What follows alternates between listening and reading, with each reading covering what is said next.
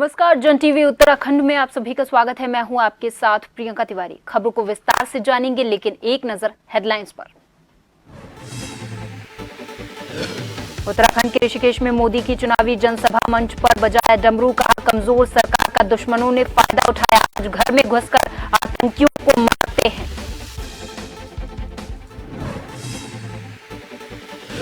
उत्तराखंड कांग्रेस के प्रचार को धार देंगी प्रियंका गांधी, 13 अप्रैल को रामनगर और रुड़की में चुनावी जनसभा।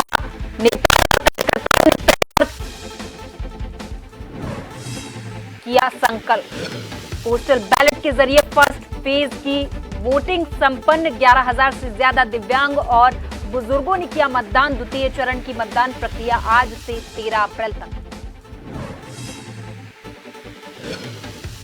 उत्तराखंड में भीषण गर्मी से मिलेगी राहत, आईएमडी ने तेज हवाओं के चलने का जताया अनुमान, शनिवार और रविवार को कई हिस्सों में होगी बारिश। और उत्तराखंड में जन टीवी की खबर का असर, ग्रामीणों द्वारा चुनाव बहिष्कार पर चैनल ने प्रमुखता से की थी डिबेट, चुनाव आयोग ने लिया संज्ञान। चंपावत में जिलाधिकारी पहुंचे ग्रामीणों के बीच। बढ़ेंगी खबरों की ओर। उत्तराखंड की टिहरी, पौड़ी और हरिद्वार लोकसभा क्षेत्र के मतदाताओं को साधने के लिए ऋषिकेश के आईडीपीएल मैदान में प्रधानमंत्री मोदी ने एक चुनावी जनसभा को संबोधित किया। ऋषिकेश के आईडीपीएल मैदान में नरेंद्र मोदी की सभा का माहौल देखते ही बनता था, जिधर भी नजर जा रही थी उधर केवल लोग ही लोग नजर आ रहे थे। बड़ी संख्या में प्रधानमंत्री मोदी की चुनावी सभा में लोग पहुंचे और प्रधानमंत्री मोदी के लिए अपनी ही अंदाज में शायरी करते हुए नजर आए। व्यस्तम समय में से उन्होंने दूसरी बार उत्तराखंड को यहाँ टाइम दिया और इस ऋषिकेश विधानसभा क्षेत्र में पहले भी उनका आगमन हुआ था 2015 में, तब बहुत बड़ी रैली हुई थी और हमें एक चुनौती थी हमारे सामने कि उससे ज़्यादा संख्या हमारी इस बार की रैली में यानी आज होनी चाहिए। और मेरी ये मातृशक्ति तमाम लोग जितने कार्यकर्ता हैं सब लोग लगे थे और मैं घर घर गया था, हमने अक्षत बांटे थे और निमंत्रण दिया था जनता को। कल मैं शहर में भी पत्रक और पैम्पलेट बांट के आग्रह किया था जनता से और आज मुझे संतोष है इस बात का कि आज की रैली ऐतिहासिक रैली हुई है। आज की रैली ने सारे रिकॉर्ड तोड़े हैं। आज जिस तरह से यहाँ पे देवभूमि में हमारे यशस्वी प्रधानमंत्री देवभूमि उत्तराखंड में इस ऋषिकेश में पहुंचे हैं, तो ये बड़े उत्तराखंड के लिए बहुत बड़े सौभाग्य की बात है। और जिस तरह से यहाँ पे मोदी जी का एक हुंकार कार्यकर्ताओं के अंदर भर के गए हैं, उनको विश्वास दिला के गए हैं कि मेरा कार्यकर्ता भरपूर काम करेगा और हम 5 लोकसभा सीट जीतेंगे, तो निश्चित तौर पे यहाँ पे जनता में एक बहुत बड़ा उत्साह है। देखिए, जनसभा तो 2014 से हो रही है, लेकिन इतना मजा आ रहा है और देश की जनता आज इतने मजे में है, सबको अच्छा लग रहा है मोदी जी के काम से, पुष्कर सिंह धामी जी के काम से और हमारे जो उत्तर प्रदेश के जो महाराज जी उनके काम से बड़ा अच्छा। मोदी जी की जो टीम है बहुत अच्छा काम कर रही है और हमें विश्वास है कि जो काम रुका है वो काम भी बनेगा। आप धीरे धीरे आप देखिए कि जो काम 70 साल पहले नहीं हुआ वो आज 10 साल में सारे काम हो रहे हैं, बताने की जरूरत नहीं है, सब लोग समझदार है। और मैं एक चीज कहना चाहता हूँ, जिस तरीके से कांग्रेस तुष्टीकरण की राजनीति कर रही है, उल्टे लोगों को भड़काने का काम कर रही है, सब जनता जाग चुकी है, जनता सब जानती है कि मोदी जी कैसा काम कर रहे हैं।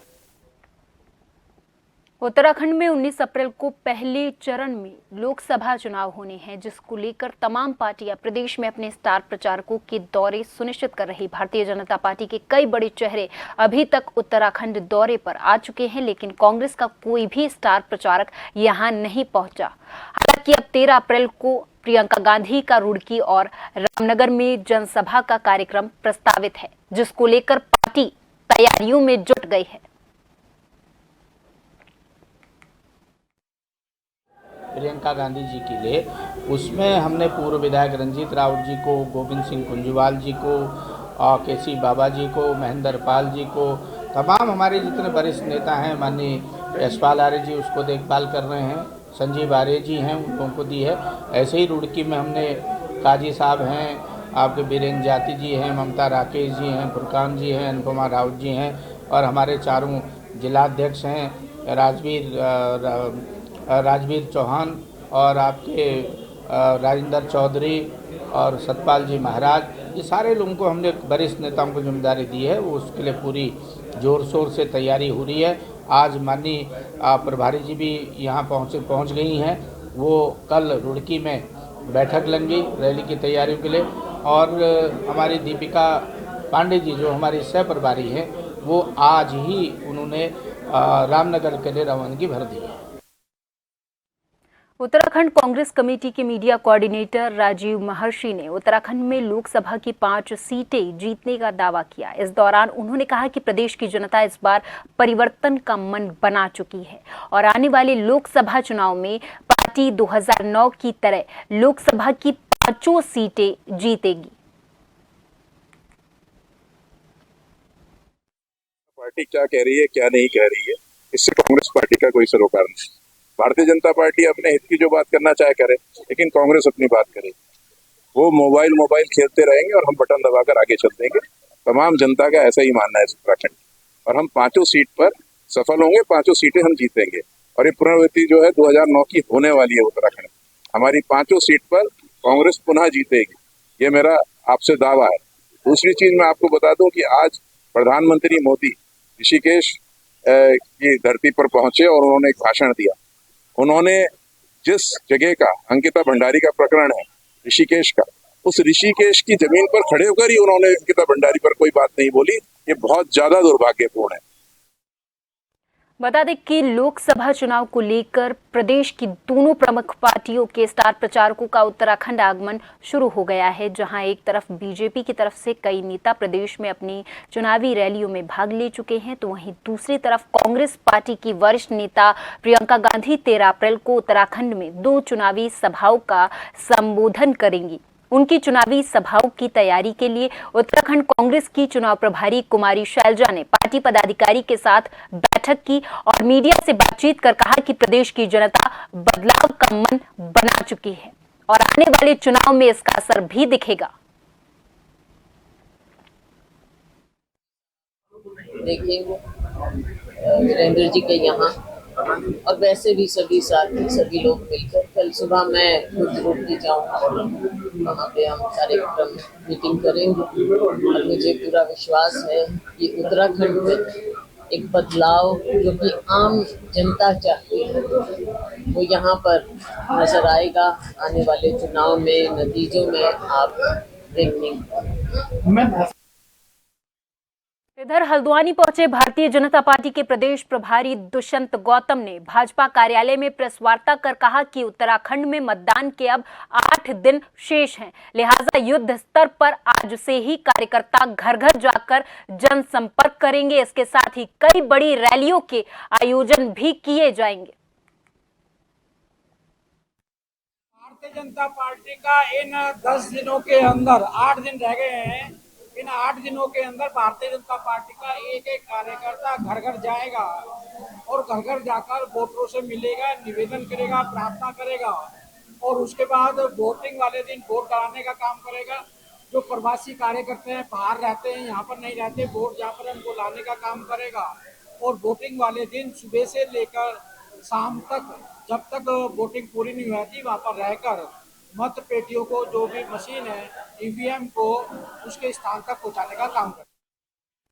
इधर नैनीताल जिले में आदर्श आचार संहिता लगने से अब तक 1 करोड़ 56 लाख रुपए विभिन्न कार्रवाई में सीज किए गए हैं। जिला निर्वाचन नोडल अधिकारी ने कहा कि अब तक 44 लाख रुपए कैश, 46 लाख रुपए की शराब और 78 लाख रुपए के ड्रग्स बरामद किए जा चुके हैं। इसके अलावा बुजुर्ग और दिव्यांग मतदाताओं के पोस्टल बैलेट से मतदान के प्रथम चरण पर 92% मतदान हुआ है और द्वितीय चरण की कार्रवाई आज से शुरू कर दी गई है।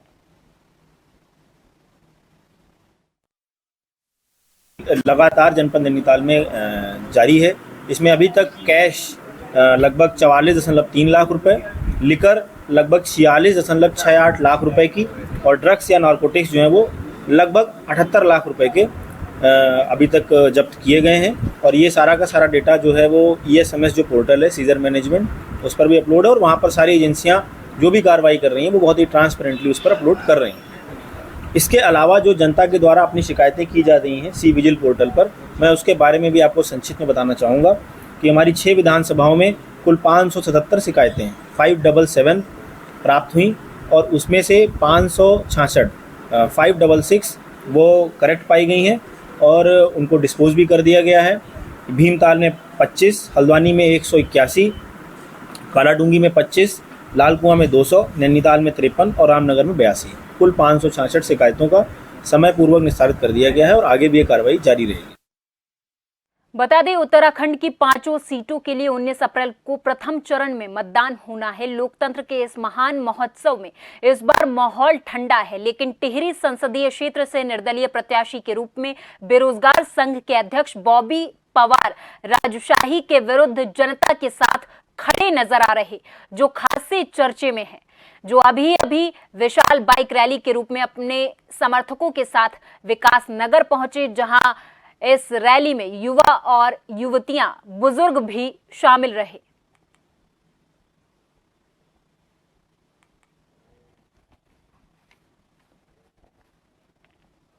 जन टीवी शाम 6:30 बजे उत्तराखंड पर आधारित जन मुद्दों पर डिबेट करता है, जिसमें उत्तराखंड के राजनीतिक दलों के प्रतिनिधि जन टीवी की डिबेट का हिस्सा होते हैं।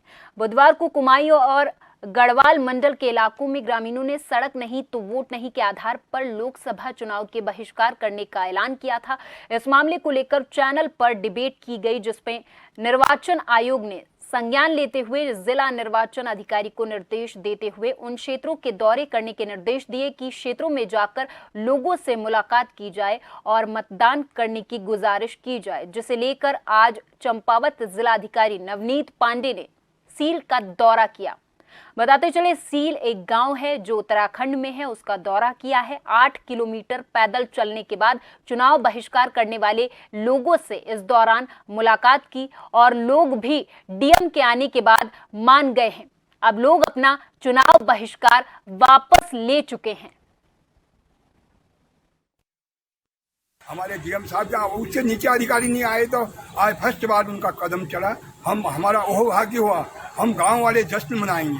हमारे माननीय मुख्यमंत्री जी ने 2021 17 अगस्त को घोषणा की थी 3 किलोमीटर रोड की, तब से नहीं हुई। उस दिन हमने मिठाइयाँ बांटी, आज भी हम मिठाइयाँ बांटेंगे, क्योंकि हमारे डीएम साहब हमारे गांव में आए हैं, हमारी समस्या को देखा है उन्होंने। हमें बहुत खुशी हुई, बहुत आभार हुआ उनका, और उनके कहने पर हम अपना ये चुनाव बहिष्कार का अनशन तोड़ देंगे। उत्तराखंड में 10 मई से 4 धाम की यात्रा की शुरुआत हो रही है। 10 मई को गंगोत्री, यमुनोत्री और केदारनाथ धाम के कपाट खुलेंगे। इसके साथ ही 12 मई को भगवान बद्री विशाल के कपाट विधि विधान के साथ खोले जाएंगे। उत्तराखंड के डीजीपी अभिनव कुमार ने कहा कि लोकसभा चुनाव का मतदान 19 अप्रैल को होने के बाद पुलिस की सभी टीमों को 4 धाम यात्रा मार्ग पर लगाया जाएगा और सभी व्यवस्थाओं को दुरुस्त कर 4 धाम यात्रियों को हर तरह की सुविधा मुहैया भी कराई जाएगी।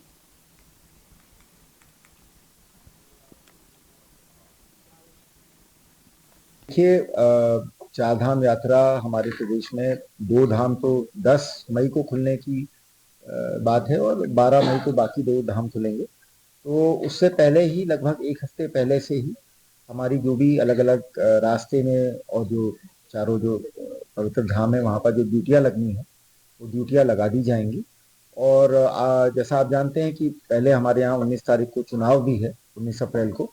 तो पहले तो जैसे ही ये चुनाव ड्यूटी खत्म होती है तो उसके बाद हम धीरे धीरे फेज मैनर में 4 धाम का डिप्लॉयमेंट शुरू कर देंगे।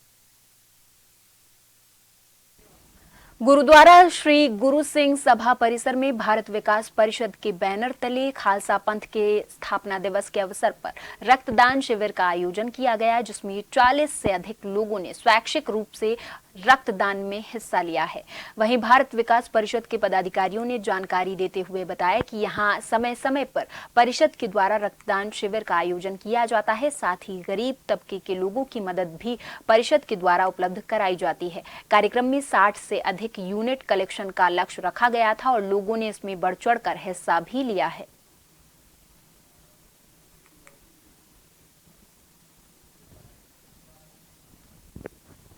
आज भारत विकास परिषद शाखा लालकुआं द्वारा खालसा साधना दिवस के उपलक्ष्य में लालकुआं शाखा ने गुरुद्वारा परिसर में एक रक्तदान शिविर का आयोजन किया है, जिसमें करीब 40 यूनिट रक्त इस समय रक्तदाताओं ने दे चुके हैं। परिषद के लोगों ने, हमारे सदस्यों ने 2-3 दिन से इस काम में बहुत ही मेहनत करी है मैं सभी सदस्यों और कार्यकर्ताओं का पूर्ण रूप से धन्यवाद करता हूं। चैत्र नवरात्रि के शुभ अवसर पर ग्राम सभा बड़गांव की इष्ट देवी मां के मंदिर में हर वर्ष चैत्र नवरात्रि के शुभ अवसर पर लगातार 9 दिनों तक विशेष पूजा अनुष्ठान का आयोजन किया जाता है। बता दें कि यहां आए दिन ग्रामीण माता के मंदिर में रात दिन विशेष पूजा अनुष्ठान का आयोजन कर रहे हैं और दोपहर में विशाल भंडारे का भी आयोजन किया जा रहा है। स्थानीय ग्रामीणों का कहना है कि हमारे गाँव में विद्यमान मां भगवती का मंदिर सभी लोगों को वर देने वाली माता का मंदिर के रूप में जाना जाता है। यहाँ जो कोई भी माता का भक्त सच्ची श्रद्धा से माता से कुछ भी मांगता है, उसकी मनोकामना तुरंत पूरी हो जाती है। हर दफे जो है माँ हर वर्ष जो है जैसे चैत्र संवत्सर विशेषो एकादशी का ये पर्व चल रहा है, इसमें जो है संवत्सर विशेषो एकादशी का सन 2024 का जो है नवरात्रा में जो है यहाँ पे हर वर्ष जो है आने जाने के लिए बहुत श्रद्धालु लोग जो है यहाँ पर प्रसाद ग्रहण करते हैं। माँ भगवती का प्राचीन मंदिर है, यहाँ पे जो है पूरे गाँव जो है एक साथ आकर के सबके लिए भोजन का प्रबंध किया जाता है। यहाँ पर कन्याकुमारी चैत्र नवरात्र में यहाँ पे हर वर्ष नवरात्रि में ग्राम सभा बड़गांव में व्यक्तिगत एवं पंचायत पूजा पाठ का आयोजन किया जाता है। यह जोशीमठ ब्लॉक में माता रानी का एक सिद्धपीठ माता भगवती का मंदिर है और हर वर्ष यहाँ पे उत्तराखंड में कांग्रेस की राष्ट्रीय महासचिव प्रियंका गांधी वाड्रा की चुनावी जनसभा में 1 लाख से अधिक लोगों की भीड़ जुटाने का लक्ष्य रखा गया है। प्रदेश कांग्रेस संगठन उपाध्यक्ष मथुरा दत्त जोशी ने बताया कि प्रियंका गांधी 13 अप्रैल को पहले रामनगर फिर रुड़की में दोनों संसदीय क्षेत्र के प्रत्याशियों के समर्थन में जनसभा को संबोधित करेंगे। इसके लिए पार्टी ने तैयारी शुरू कर दी है। विभिन्न नेताओं को रैली के प्रबंधन की जिम्मेदारी दी गई है। संबंधित संसदीय क्षेत्र के सभी विधानसभा क्षेत्रों से लोग यहां पर पहुंचेंगे।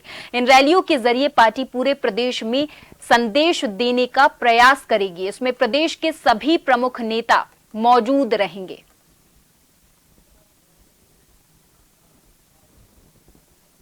तेरह अप्रैल को अखिल भारतीय कांग्रेस कमेटी की महामंत्री श्रीमती प्रियंका गांधी जी पौड़ी संसदीय क्षेत्र के रामनगर विधानसभा में विशाल जनसभा को संबोधित करेंगी और शाम को 3 बजे रुड़की में हरिद्वार संसदीय क्षेत्र में रुड़की में विशाल जनसभा को संबोधित करेंगी। 2 जनसभाएं उत्तराखंड में प्रियंका गांधी जी की हैं। पहली पौड़ी संसदीय क्षेत्र के रामनगर में, दूसरी हरिद्वार संसदीय क्षेत्र के रुड़की में। ब्रेक के बाद एक बार फिर से आप सभी का बहुत स्वागत है। खबरों की ओर रुख करेंगे। नैनीताल जनपद में लोकसभा सामान्य निर्वाचन को लेकर दिव्यांग और बुजुर्ग मतदाताओं के लिए चलाए गए 3 दिवसीय मतदान अभियान में 90% वोटिंग हुई है। जिला निर्वाचन नोडल अधिकारी विशाल मिश्रा ने बताया कि 3 दिवसीय घर जाकर पोस्टल बैलेट वोटिंग अभियान में अभी तक 90% वोटिंग हुई है। जिले में कुल 1419 लोगों ने फॉर्म भरकर 12D का आवेदन कर पोस्टल बैलेट से मतदान करने के लिए आवेदन किया था, जिनके लिए प्रथम चरण में वोटिंग का अभियान चलाया गया, जिसमें अभी तक 1290 मतदाताओं के द्वारा मतदान किया गया है। अभी ये प्रक्रिया जारी है। छूट गए मतदाताओं का दूसरे चरण में घर घर जाकर पोस्टल बैलेट के माध्यम से मतदान कराया जाएगा। 8, 9 और 10 अप्रैल को प्रथम चरण का पोस्टल बैलेट का जो घर घर जाकर के मतदान किया जाना था, जिसमें दिव्यांग और 85 वर्ष से अधिक आयु के मतदाताओं को फैसिलिटेट करना था, उसमें 8 और 9 तारीख की रिपोर्ट आज हमारे पास है, जिसमें कुल 1419 मतदाताओं के द्वारा मतदान किया जाना था, जिसमें से 1290 मतदाताओं के द्वारा मतदान कर लिया गया है और ये हमारा 90%। 19 अप्रैल को होने जा रहे लोकसभा चुनाव को लेकर चंपावत पुलिस अलर्ट मोड पर आ गई है। बताते चले कि चंपावत पुलिस और एसएसबी ने लोहाघाट नगर में पुलिस कप्तान अजय गणपति के नेतृत्व में फ्लैग मार्च निकाला। फ्लैग मार्च का नेतृत्व करते हुए एसपी अजय ने बताया कि उनका पहला उद्देश्य चंपावत जिले में लोकसभा चुनाव को निष्पक्ष और सुरक्षित तरीके से संपन्न कराना है, जिसके लिए पुलिस और अर्धसैनिक बल तैयार है। नेपाल सीमा पर अतिरिक्त सतर्कता बरती जा रही है। उन्होंने बताया कि अभी तक पुलिस के द्वारा 11 लाख रुपए तक की सीजर कार्रवाई की गई है, जिसमें 900 लीटर से अधिक शराब और 21 ग्राम स्मैक जब्त की गई है।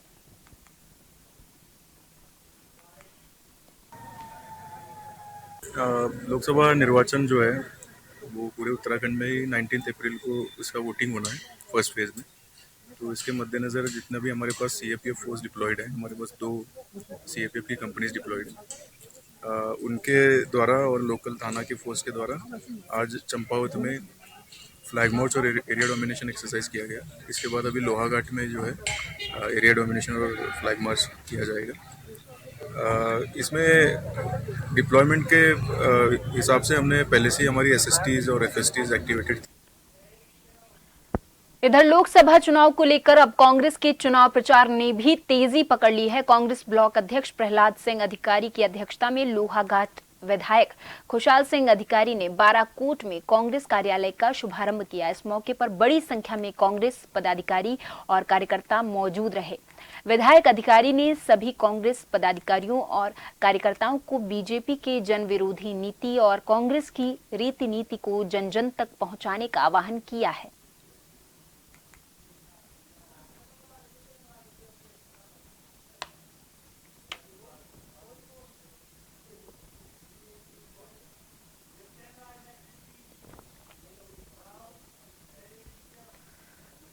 जोशीमठ ब्लॉक के अंतर्गत आने वाला दूरस्थ गांव डुमक गांव के ग्रामीणों ने अब अपने गांव में सड़क नहीं तो वोट नहीं के पोस्टर लगाने शुरू कर दिए हैं।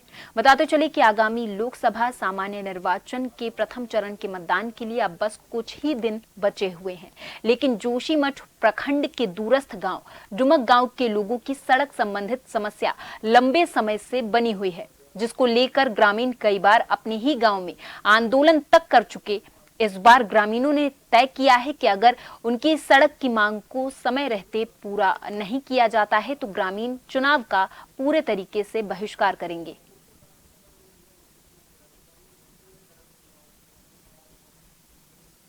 नहीं तो वोट नहीं के नारे से सारी गांव की गली को आच्छादित की और मतदाता जागरूकता अभियान कल हमारा समाप्त हो गया, जो वोट बहिष्कार के संदर्भ में था। और आगे हम कल से हर रास्तों पे पेंट के द्वारा लिखा जाएगा कि रोड नहीं तो वोट नहीं है, कि हमें रोड मिलेगी।